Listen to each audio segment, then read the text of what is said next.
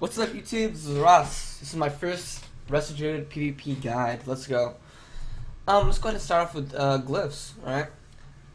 For my glyphs as a Resto Druid, I always use Glyph of Bark Skin to reduce crit chance while it's active. Glyph of Clone to increase spell yard range by 5. Glyph of Efflorescence is really nice. It makes your supplement more like a direct heal. And it makes it that little extra kick. The Glyph of the Mushroom. I can put my mushroom anywhere I want on the ground, so I don't have to worry about it going under my teammate.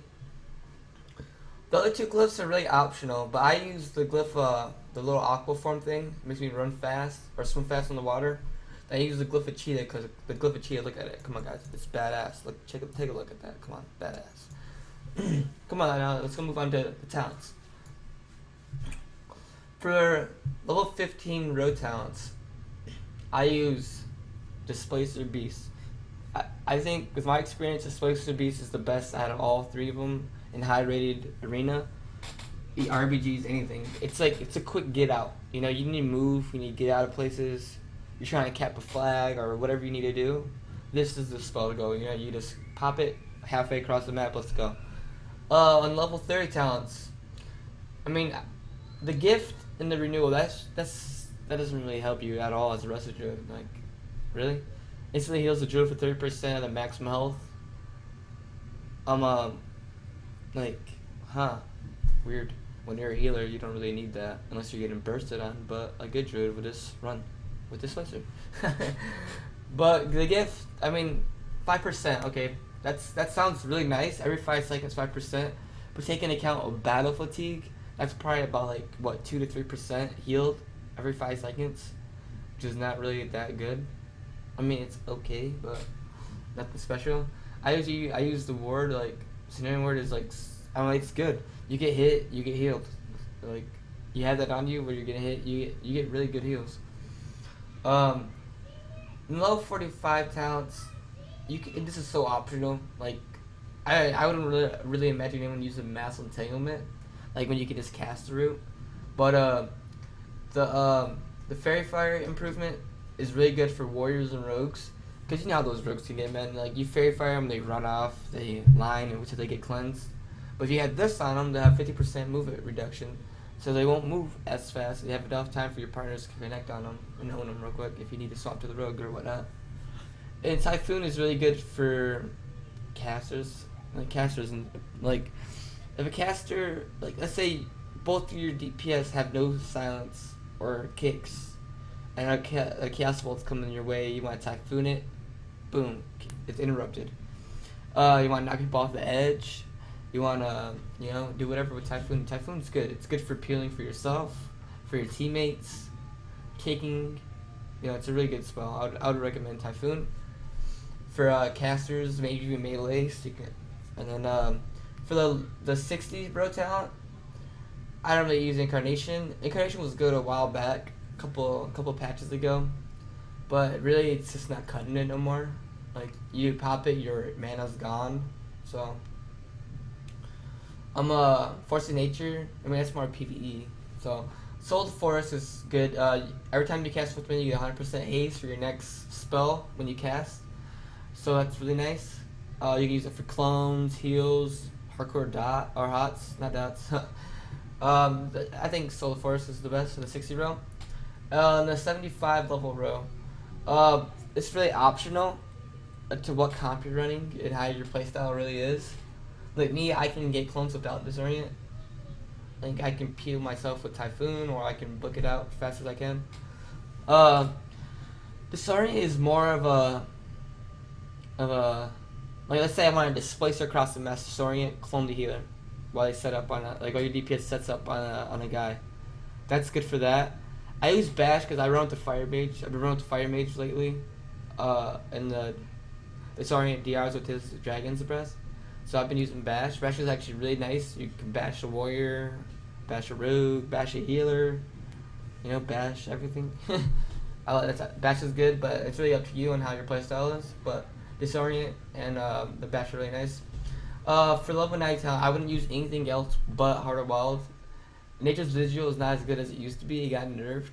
So Heart Ball is good. You can pop it and do big healing, or you can pop it and do big dick damage on like a mage or something. Those rafts can hit 90Ks if you spend it long enough.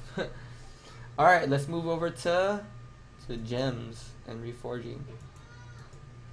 All right, for the gems. For my headpiece, I use the Mookin headpiece. Okay, now I got this guy trying to duel me. No, thank you, Kimasabi. All right, for the head, I use the meta. I use the crit and 1%. So I reflect. It's really good. I mean, it's up to you if you want to use a different meta, but this is the one I use. I do reflect quite a bit in arena and out of arena. For the red gems, I use 160 intellect. And then for the yellow ones, I use 100 intellect and 160 mastery. Or 80 intellect and 160 mastery. For the hands, I use 80 intellect and 160 spirit. Alright, let's go on to reforging now. My reforging, I reforge out of haste to spirit. For my necklace, I reforge out of haste to more spirit. For my shoulders, I just leave it as is. For my back piece, I reforge haste to spirit. For my chest, I reforge haste to mastery. For my wrist, I reforge haste to spirit. And then for my hands, I reforge out of haste into more mastery. For my belt buckle, I reforge out of haste for more mastery. For my pants, I reforge from crit to more mastery. For my boots, I leave them as is. For my rings, I reforge out of crit to more spirit. For my other ring, I reforge out of haste to more mastery. For my spirit trinket, I reforge out of spirit to get more mastery. And then I leave that as is because I can't reforge out of that. For my offhand, I leave as is. For my weapon, I reforge out of crit to spirit. And then that's that. Let's go on to enchants. No enchants for that. For the shoulders, I enchant 200 intellect and 100 crit for the shoulders. For my back piece, I go 180 intellect. For my chest, I go 80 to all stats. For my wrist, I go 180 intellect. For my hands, I go 170 mastery. For my waist, I go the belt buckle enchant living still. For my pants, I go 285 intellect and 165 crit. For my boots, I go 140 mastery and minor speed increased. For my offhand, I go 165 intellect, and for my weapon, I go Spirit of Conquest, aka J Spirit. I mean, I'm not gonna act like I'm the best druid in the game. I need work still, but I'm a pretty okay druid. I'm a 2300 experience druid, and this is what I ran. This is what I used to get up there. I mean, you don't have to follow my spec, but this is a quick guide and like just for people that have no idea, or people who are just maybe like boosting the 90 druid and want to have an idea on how to be a druid. I guess I don't know. I can't tell you how to be a druid. Like, you gotta do that on your own. All I can tell you is like use focus macros and whatnot, like these focus macros and stuff like that. But that'd be a different video on my macros. Yeah. So thanks for watching, guys. Have a good one. You know, comment, rate, subscribe. It really helps. Whatever you do. If you have any questions, you know, write it in the description. I'll be glad to help you out. Peace. Hey, it's your boy Resto. Don't forget to subscribe, and if you have time, you know, hit that like button. It really helps out a lot. Peace.